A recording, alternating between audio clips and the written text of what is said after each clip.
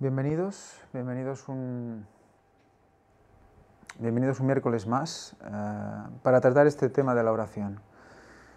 Llevamos ya unos cuantos y bueno, creo que estamos viendo una gran cantidad de matices y de mensajes que Dios quiere darnos con este tema. Vimos que la oración era una ciencia.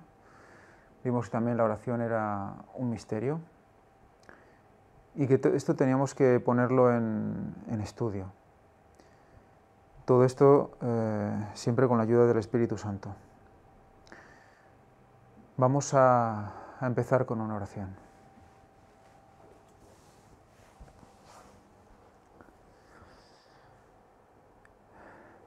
Padre nuestro que estás en los cielos,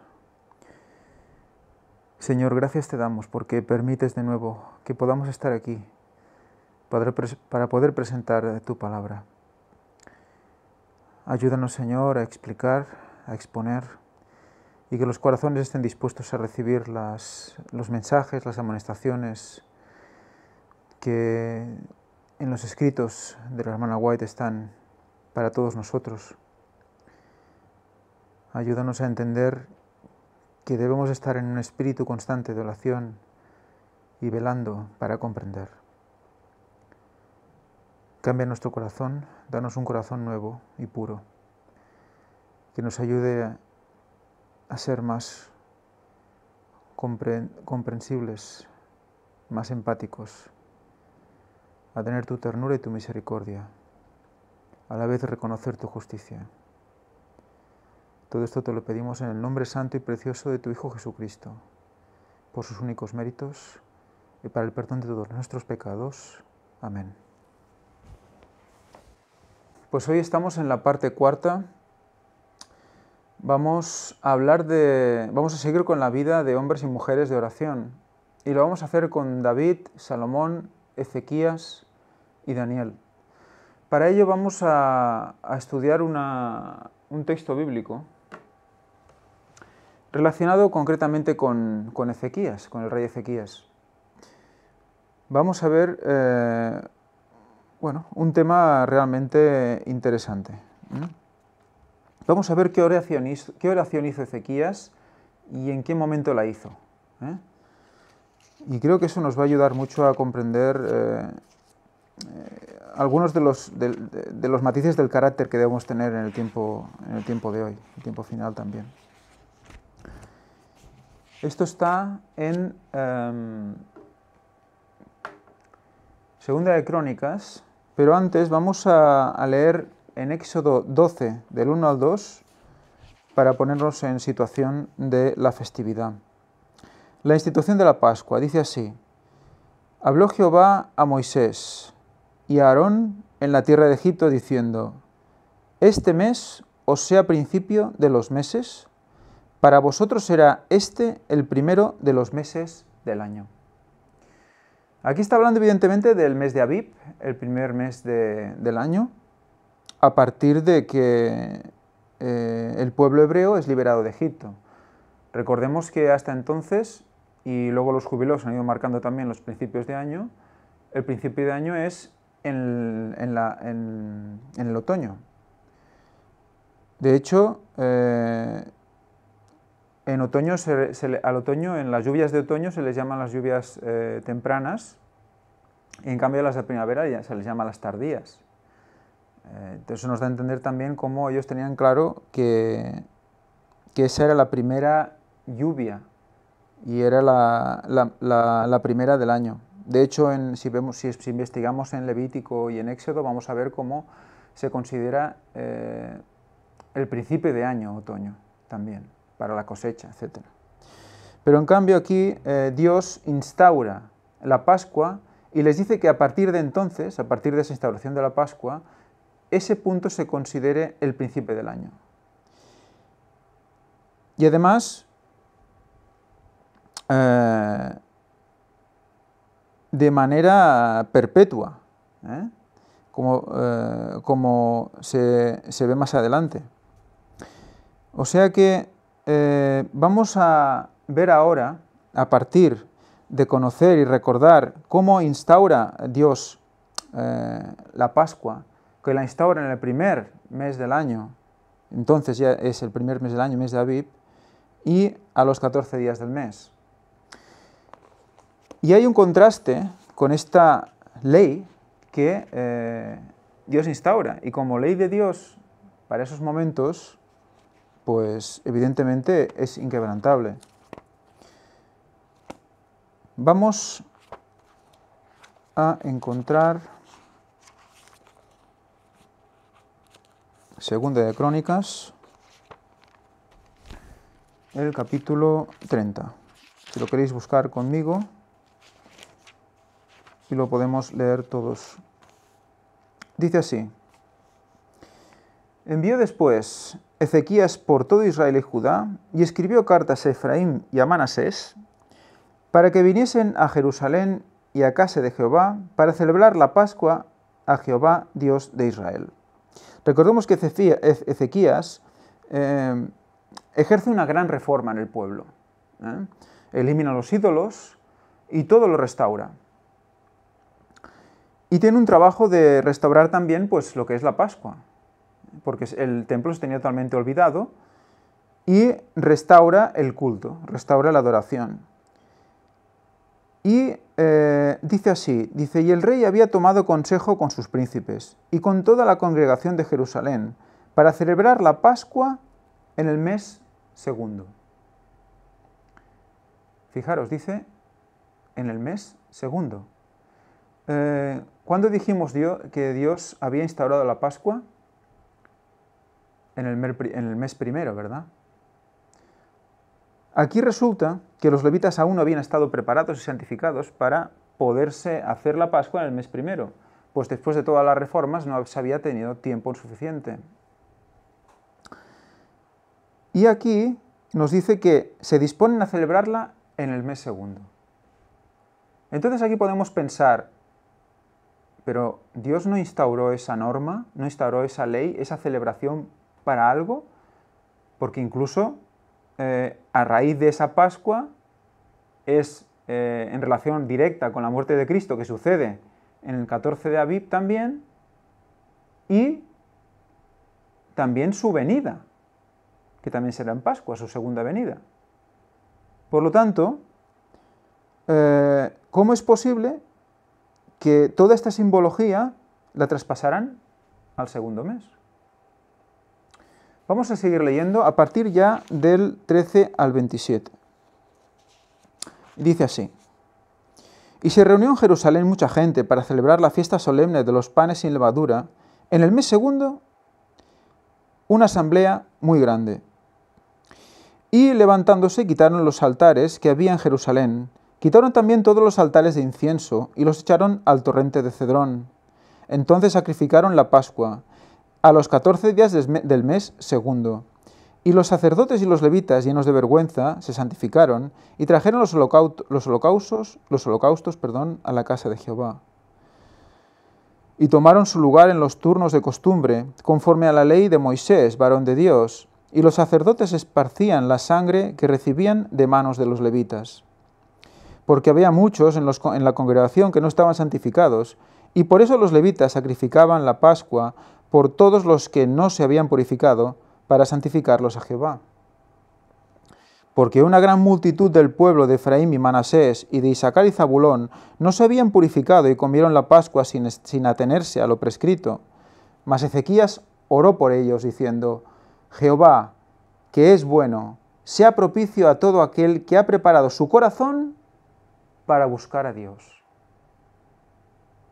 Fijaros la cantidad de infracciones legales que se estaban cumpliendo en la celebración de esta Pascua. Pero Ezequías ve algo en ese pueblo. ¿Qué ve? Ve un corazón dispuesto. ¿Un corazón dispuesto a qué? A buscar a Dios. Y mira por encima de los legalismos, consintiendo, porque ve más allá de eso que se está viendo. A Jehová el Dios de sus padres, su corazón para buscar a Dios, a Jehová el Dios de sus padres, aunque no esté purificado según los ritos de purificación del santuario. Y oyó Jehová a Ezequías y sanó al pueblo. Jehová vio, ¿qué? El corazón de ese pueblo, que estaba dispuesto a ¿qué? A buscar de nuevo a Jehová.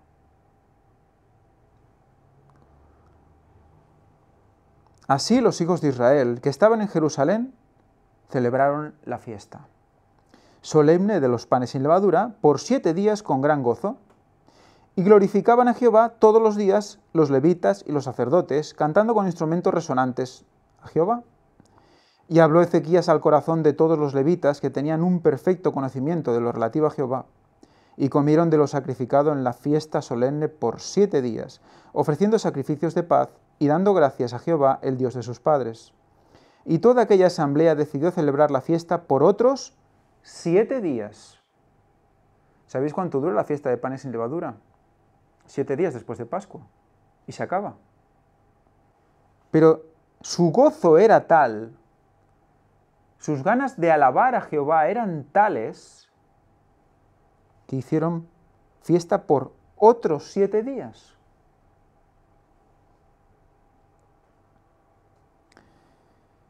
Porque Ezequías, rey de Judá, había dado a la asamblea 1000 novillos y 7000 ovejas, y también los príncipes dieron al pueblo 1000 novillos y 10.000 ovejas, y muchos sacerdotes ya se habían santificado. Se alegró pues toda la congregación de Judá, y como también los sacerdotes y levitas, y toda la multitud que había venido de Israel, asimismo los forasteros, que habían venido de la tierra de Israel, y los que habitaban en Judá. Hubo entonces gran regocijo en Jerusalén, porque desde los días de Salomón, hijo de David, rey de Israel, no había habido cosa semejante en Jerusalén. Después, los sacerdotes y levitas, puestos en pie, bendijeron al pueblo, y la voz de ellos fue oída, y su oración llegó a la habitación de su santuario, al cielo. Si os fijáis, aquí veo una mezcla. Había levitas que conocían de la ley de Jehová, y otros que asistían y participaban que no estaban santificados aún. Pero todos en hermandad, ¿qué hacían? Adorar a Jehová, ¿de qué? De corazón. Fijaros la oración, me gustaría repetirla otra vez, porque la oración de Ezequías aquí es de una misericordia, es de un amor, de una comprensión, que hace ¿qué? Hace ver cómo debemos ver a nuestros hermanos. Quizás hay hermanos que tengan una lucha, tengan un tema concreto con algún problema, con alguna cosa que no acaban de entender, o cualquier otro aspecto de la ley, de las creencias, etc. Pero, ¿sabemos si su corazón está preparado para buscar a Dios? Quizás esté más preparado que el nuestro.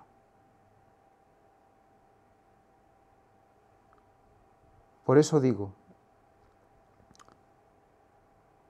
veamos cómo Dios contempló y vio.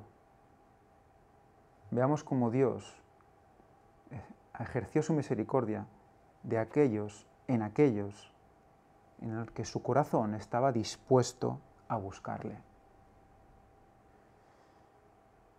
Por eso hoy en día, cuando antes de emitir un juicio sobre alguna acción de alguien, o incluso de nosotros exigirnos cosas, tenemos que ir con cuidado. Un ejemplo podría ser, yo por ejemplo, esta semana, en sábado, estuve a punto de coger el autobús para venir a congregarme, porque para que no pasara lo que dice la palabra de Dios, que no nos dejemos de congregar como algunos tienen por costumbre. La pregunta es la siguiente. ¿Mi corazón intentaba buscar a Dios? Solo Dios lo sabe, ¿verdad? ¿La intención era buena? ¿La intención era buscar a Dios? Porque fijaros cómo es algo parecido. Hay cosas, hay situaciones en las cuales nosotros no tenemos la capacidad de juzgar, ni siquiera en nuestra propia vida. Por eso debemos tener mucho cuidado. Fijaros, Jehová, que es bueno, sea propicio a todo aquel que ha preparado su corazón para buscar a Dios. Amén.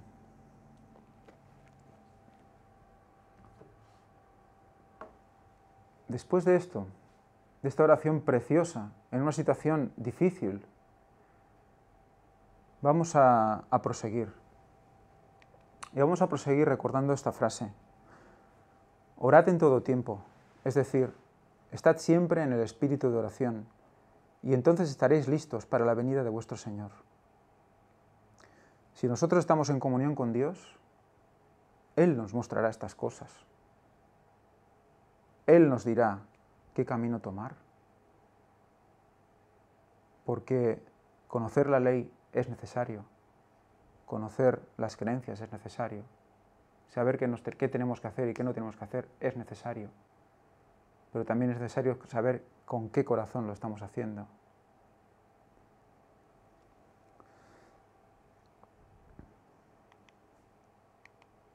Hombres y mujeres de oración. David. Dios quiso que la historia de la caída de David sirviera como una advertencia de que aun aquellos a quienes Él ha bendecido y favorecido grandemente, no han de sentirse seguros ni tampoco descuidar el velar y orar. Así ha resultado para los que con humildad han procurado aprender lo que Dios quiso enseñar con esa lección. De generación en generación, miles han sido inducidos a darse cuenta de su propio peligro frente al poder tentador del enemigo común. La caída de David, hombre que fue grandemente honrado por el Señor, despertó en ellos la desconfianza de sí mismos. Comprendieron que sólo Dios podía guardarlos por su poder, mediante la fe, sabiendo que en Él estaba la fortaleza y la seguridad. Temieron dar el primer paso en tierra de Satanás. El Señor respondió a la oración de David en solicitud de perdón. Una de las más fervientes oraciones registradas en la palabra de Dios es la de David cuando suplicó: «Crea en mí, oh Dios, un corazón limpio». ¡Qué grande oración! Recuerdo como si fuera ahora, de las primeras oraciones que mi hijo, con, 5 o 6 años, hizo a Dios. Él aún, pues no sabía mucha cosa, pero cuando le leí este apartado, él y yo oramos por un corazón limpio. Él quería, de pequeñito ya, un corazón limpio. Eso es lo que deberíamos todos buscar. Un corazón limpio. Y orar por un corazón limpio. ¿Quién nos da el corazón limpio? Dios. ¿Nosotros podemos tener un corazón limpio? ¿Por nosotros? No. Si guardamos toda la ley y el testimonio, el espíritu de profecía, y seguimos a rajatabla, pero no tenemos un corazón limpio, no sirve de nada. La respuesta de Dios frente a una oración tal es: te daré un corazón nuevo. Esta es una obra que ningún hombre finito puede hacer. Fijaros, ningún hombre finito puede hacer. Por mucho que intentemos inculcar a alguien, esto es así, oye, que esto es así, no le vamos a dar un corazón nuevo. Al contrario, el nuestro va a permanecer viejo.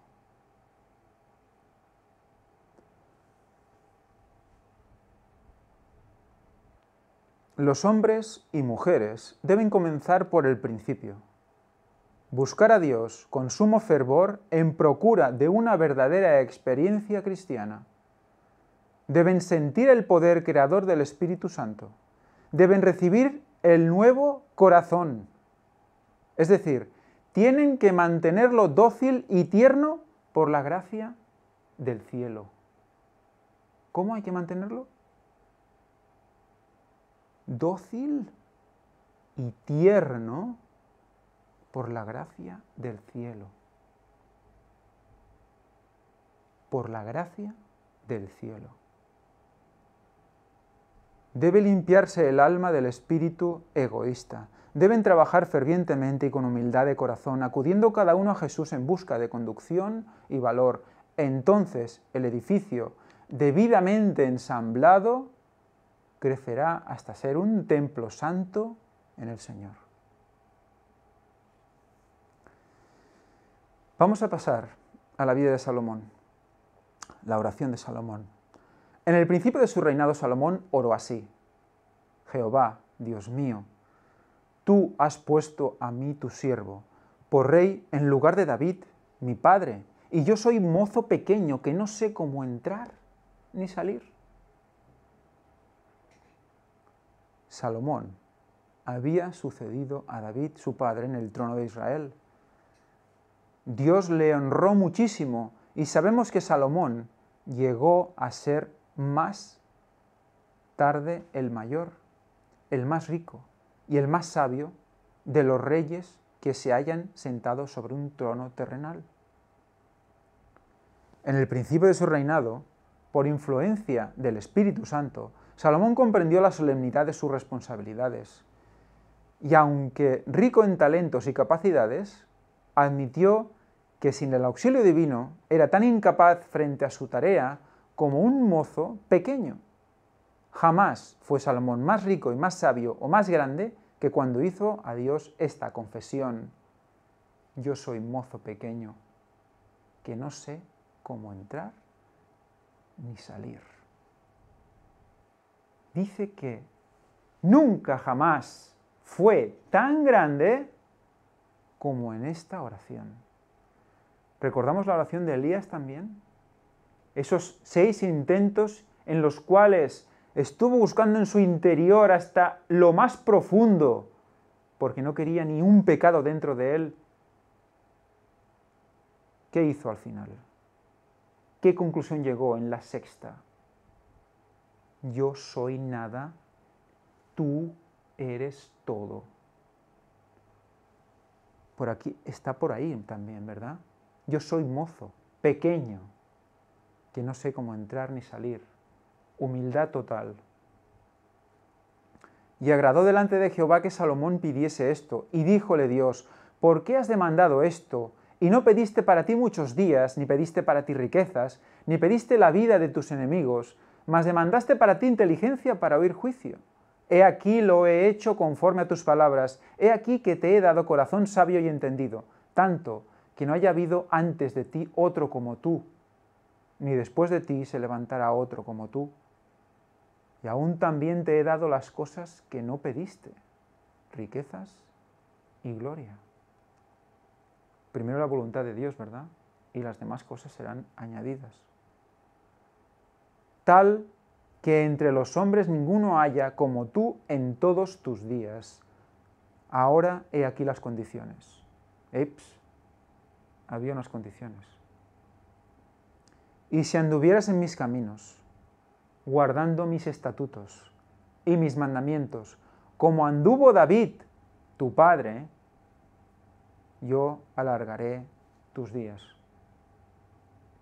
Sí, David, el anterior, el que tuvo que arrepentirse por haber enviado a la muerte al marido de su amante. Él. Pues resulta que David anduvo en los mandamientos. Yo alargaré tus días. ¿Somos conscientes de todo lo que estamos leyendo hoy? ¿Somos conscientes de la inmensa misericordia de Dios? ¿El inmenso amor de Dios? Nos olvidamos a veces de que somos colaboradores de Dios en la tierra. ¿Nos olvidamos a veces?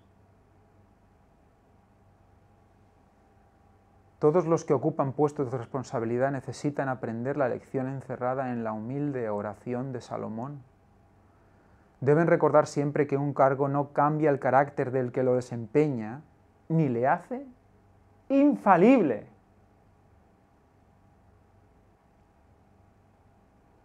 Nunca fue tan grande, pero no fue infalible. Cuanto más alto esté colocado un hombre, tantos mayores serán sus responsabilidades y más vasta su influencia. Tanto más necesitará comprender lo mucho que depende de la fuerza y sabiduría divinas y lo mucho que necesita cultivar un carácter santo y perfecto. ¿Cómo es que en el caso de Salomón, un carácter naturalmente osado, firme y resuelto, se torna débil y vacilante y se sacude como una caña en el viento ante el poder del tentador? ¿Cómo es que un viejo y torcido cedro del Líbano, un robusto roble de Basán, puede doblarse ante las ráfagas de la tentación? He aquí una lección para todos los que desean salvar sus almas, la de velar continuamente en oración.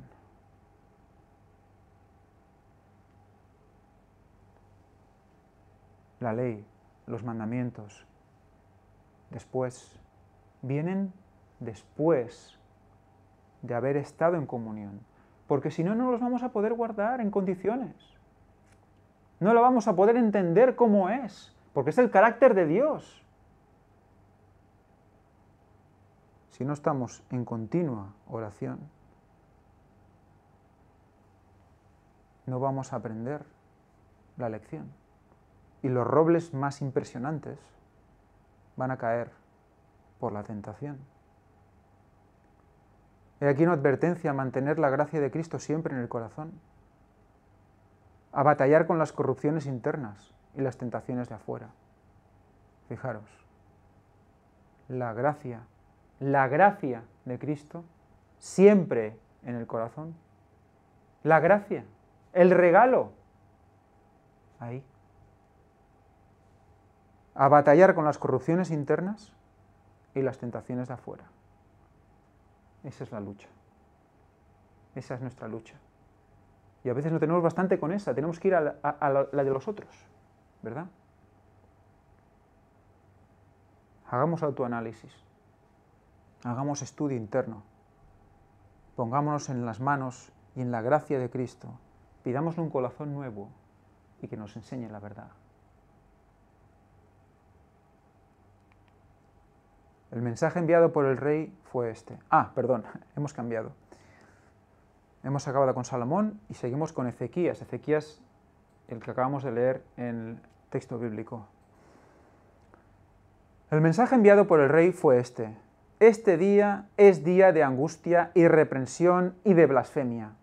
Quizás oirá Jehová tu Dios todas las palabras de Rabsaces, al cual el rey de los asirios, su señor, ha enviado para injuriar al Dios vivo y a vituperar con palabras las cuales Jehová tu Dios ha oído. Por tanto, eleva oración por las reliquias que aún se hallan. Mas el rey Ezequías y el profeta Isaías, hijo de Amós, oraron por esto y clamaron al cielo. Dios contestó las oraciones de sus siervos. A Isaías se le comunicó este mensaje para Ezequías. Así ha dicho Jehová, no temas por las palabras que has oído, con las cuales me han blasfemado los siervos del rey de Asiria. He aquí pondré yo en él un espíritu, y oirá rumor, y volviérase a su tierra, y yo haré que en su tierra caiga a cuchillo. Ezequías oraba de acuerdo con la voluntad de Dios. Cuando el rey de Judá recibió la carta desafiante, la llevó al templo, y extendiéndola delante de Jehová, oró con fe enérgica pidiendo ayuda al cielo para que las naciones de la tierra supiesen que todavía vivía y reinaba el Dios de los hebreos. Estaba en juego el honor de Jehová, y sólo él podía librarlos. Ezequías intercedió: Jehová, Dios de Israel, que habitas entre los querubines, tú solo eres Dios de todos los reinos de la tierra. Tú hiciste el cielo y la tierra. Inclina, oh Jehová, tu oído y oye. Abre, oh Jehová, tus ojos y mira, y oye las palabras de Sennacherib, que ha enviado a blasfemar al Dios viviente. Es verdad, oh Jehová, que los reyes de Asiria han destruido las gentes y sus tierras, y que pusieron en el fuego a sus dioses, por cuanto ellos no eran dioses, sino obra de manos de hombres, madera o piedra, y así los destruyeron. Ahora pues, oh Jehová, Dios nuestro, sálvanos, te suplico, de su mano, para que sepan todos los reinos de la tierra que tú solo, Jehová, eres Dios. ¿Cómo oraba Ezequías, verdad? ¿Cómo oraba Ezequías? Hemos leído ya unas cuantas de Ezequías, ¿verdad? ¿Cómo oraba Ezequías? La súplica de Ezequías en favor de Judá y del honor de su gobernante supremo armonizaba con el propósito de Dios. Salomón, en la oración que elevó al dedicar el templo, había rogado al Señor que sostuviese la causa de su pueblo Israel, cada cosa en su tiempo.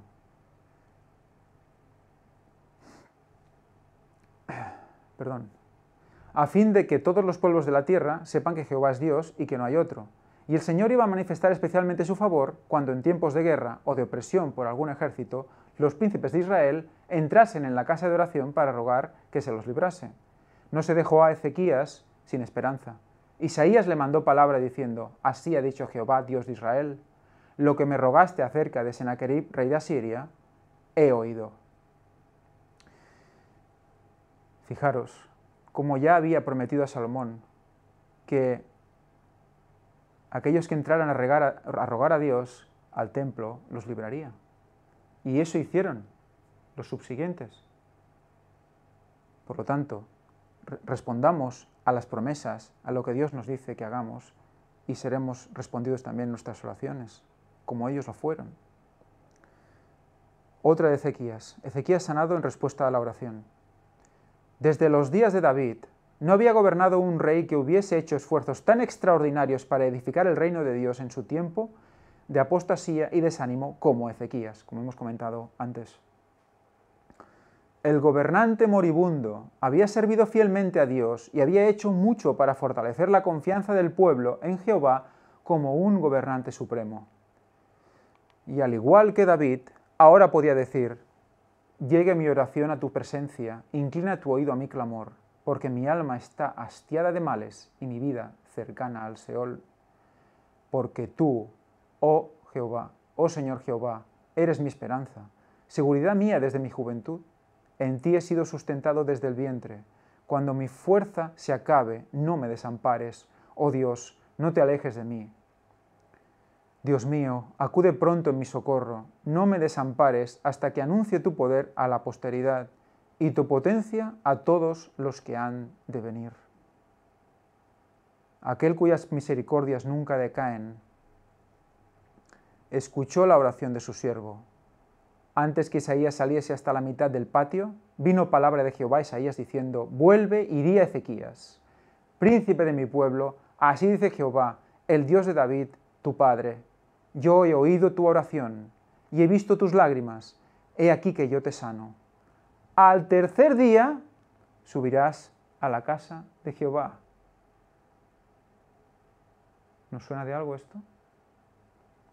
Al tercer día subirás a la casa de Jehová.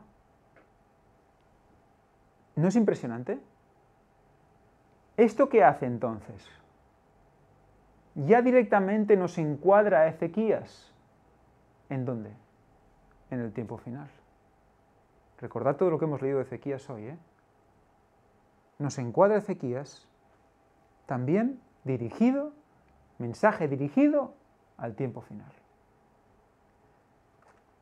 Recordad lo que hemos leído antes. Y recordad también en el texto bíblico, con ese corazón dispuesto, recordad que en la última hora, en la hora 11ª, habrá momentos, habrá situaciones y habrá mucha gente que tendrá comezón de oír. Y muchos entrarán a ser pueblo de Dios en los últimos momentos. Tendrán que aprender muchas cosas. Y tendremos que tener mucha paciencia. Y comprender. Y ver los corazones. Y con la ayuda de Dios lo vamos a hacer.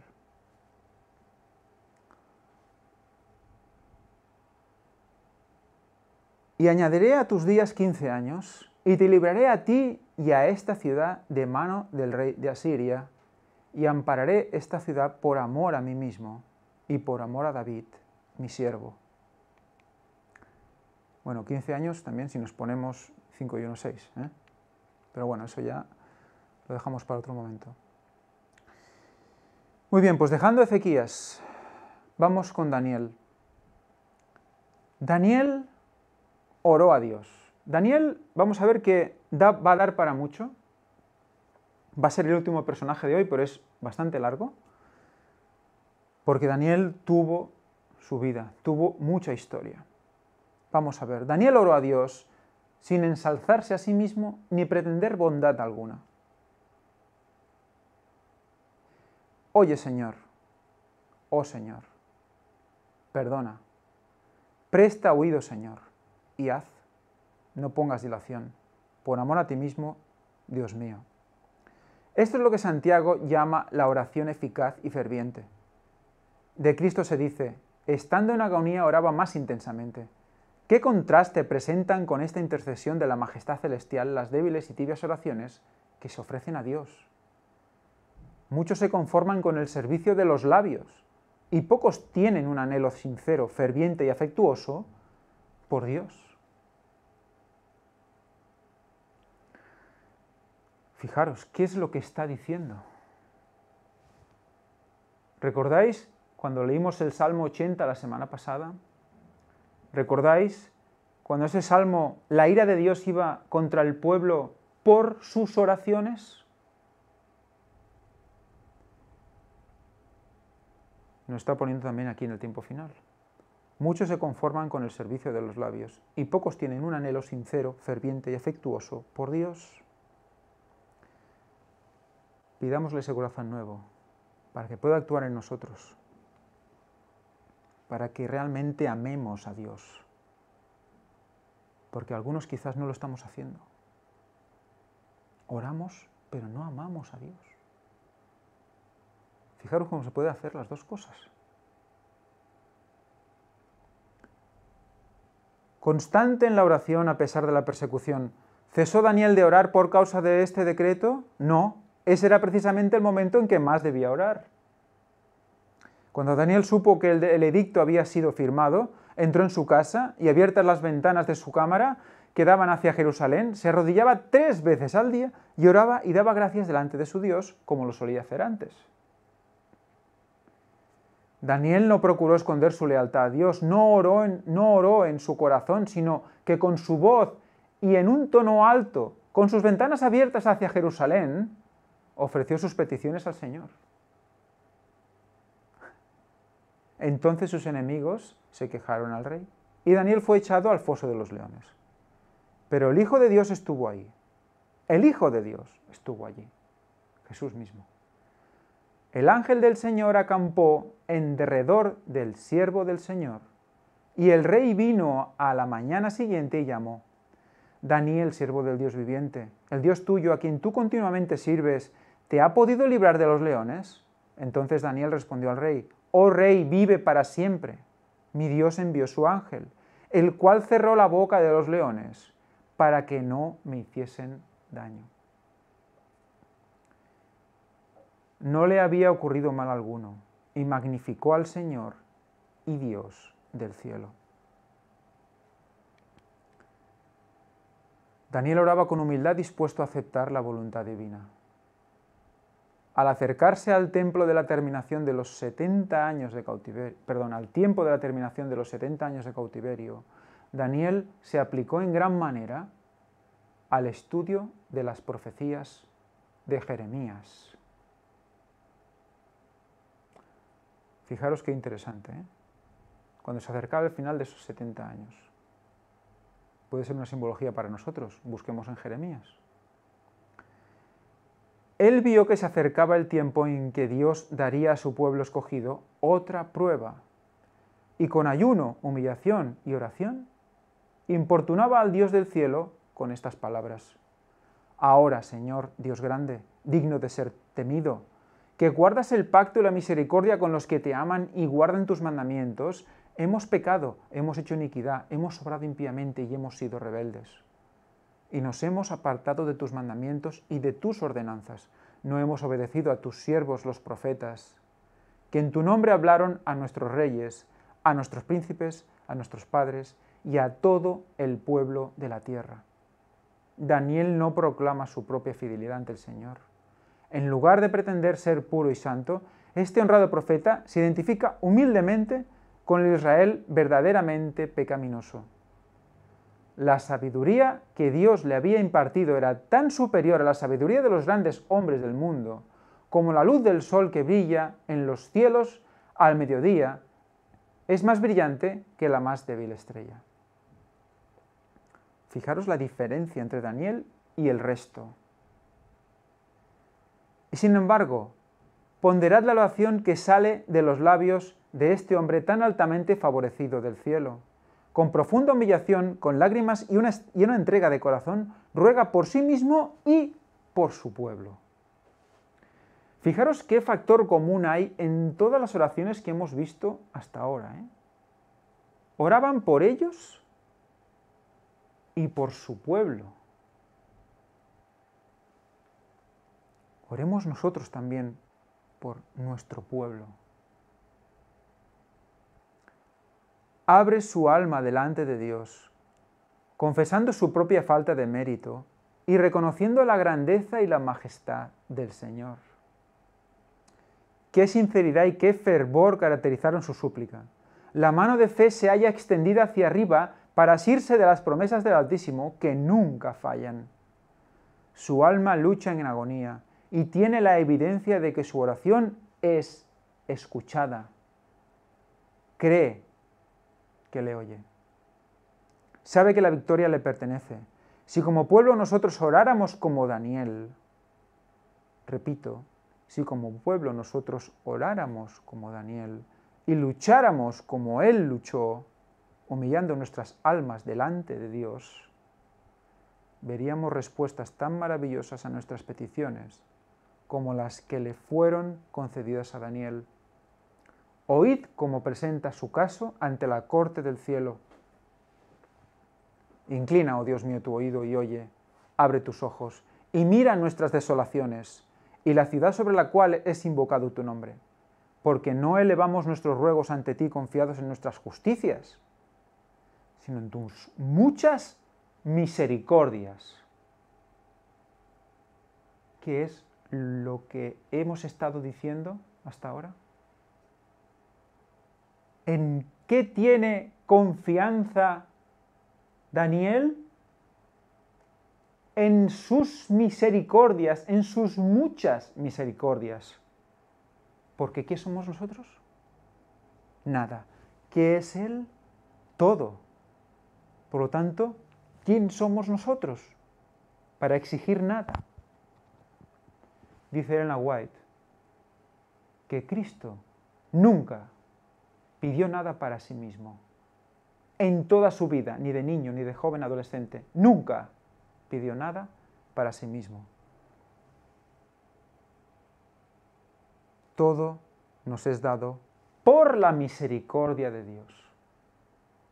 Todo. Oye, Señor. Oh, Señor, perdona. Presta oído, Señor, y haz.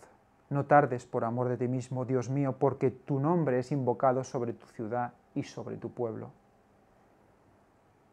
El hombre de Dios estaba orando por la bendición del cielo sobre su pueblo y por un conocimiento más claro de la voluntad divina. Oraba por la bendición sobre su pueblo y por un conocimiento más claro de la voluntad divina. Fijaros, qué constancia, humildad constante, intercesión constante, trabajo constante. El hombre de Dios estaba orando por la bendición del cielo sobre su pueblo y por un conocimiento más claro de la voluntad divina. La preocupación de su corazón era con respecto a Israel, que no estaba, en el sentido más estricto de la palabra, guardando la ley de Dios. Reconoce que todas sus desgracias habían venido como consecuencia de sus transgresiones de la santa ley. Fijaros, él ve sufrimientos, ve que la ley es transgredida directamente, voluntariamente, y ora por ellos. No los da por perdidos. No dice, ¡buah! Mira, si están transgrediendo la ley, pues ya paso. No. Ora por ellos. Demanda la misericordia de Dios por ellos, para ellos.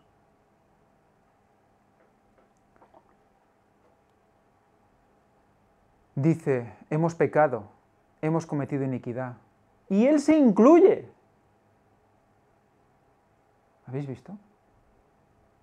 Él está ahí haciendo lo posible y no se considera ni un poquito. Ni un poquito. Él se incluye en el pueblo.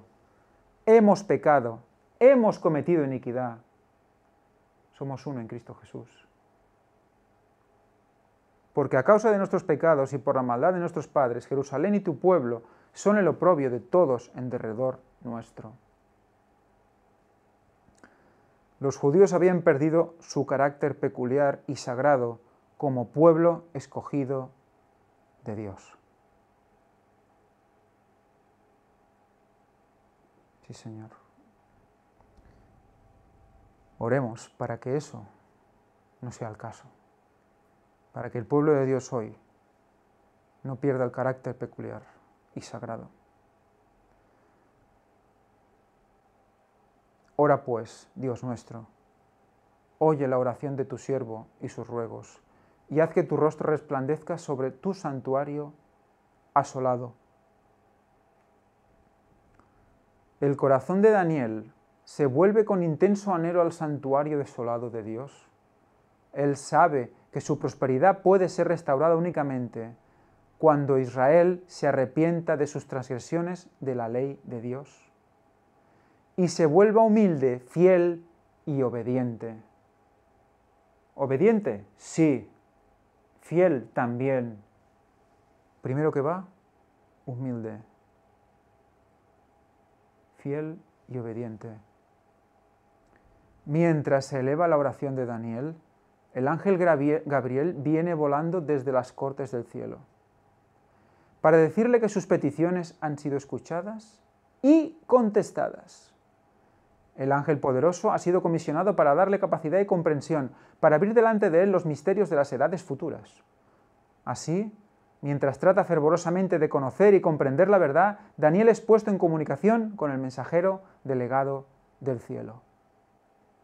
En respuesta a su petición, Daniel recibió no solamente la luz y la verdad que él y su pueblo necesitaban en gran manera, sino una visión de los grandes acontecimientos del futuro, hasta el advenimiento del Redentor del mundo. Fijaros, esto es muy interesante, porque acaba de decir hace un momento Elena de White que nosotros deberíamos de orar como él, ¿verdad? Que debería ser un ejemplo para nosotros. ¿Y qué visión recibió él?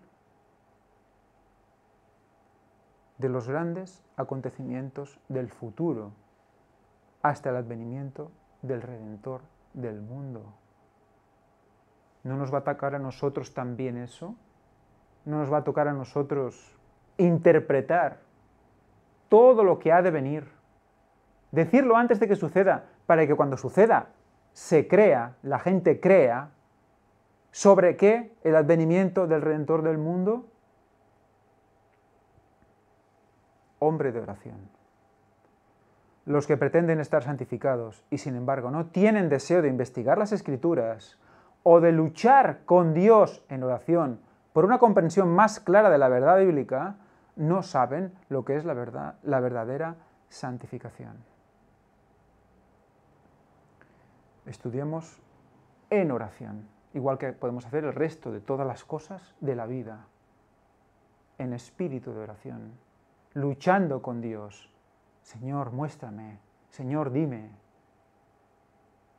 si es así tu voluntad. Vamos a acabar aquí. Vamos a dejar Nehemías para la siguiente semana. Y vamos a terminar esta parte con una oración.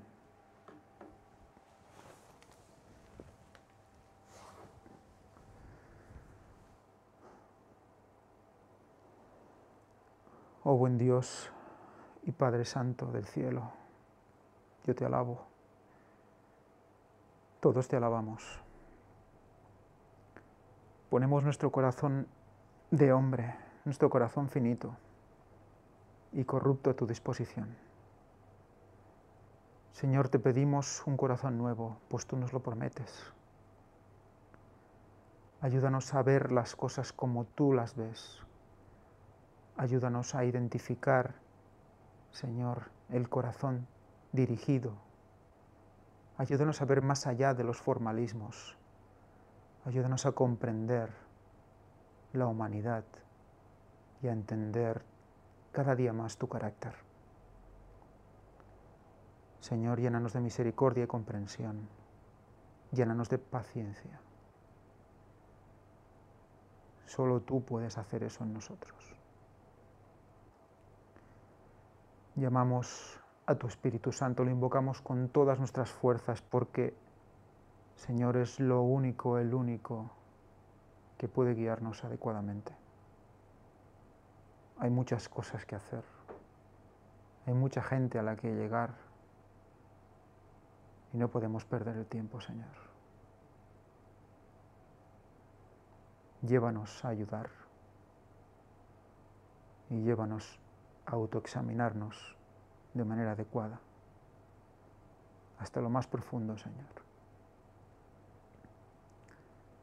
Padre, te pedimos perdón por todos nuestros pecados. Te pedimos perdón porque hay muchos que incluso aún no hemos identificado. Señor, muéstranoslo y danos el poder para negarlo. Oh Padre, por los únicos méritos de tu Hijo Jesucristo, y en tu santo y precioso nombre. Amén.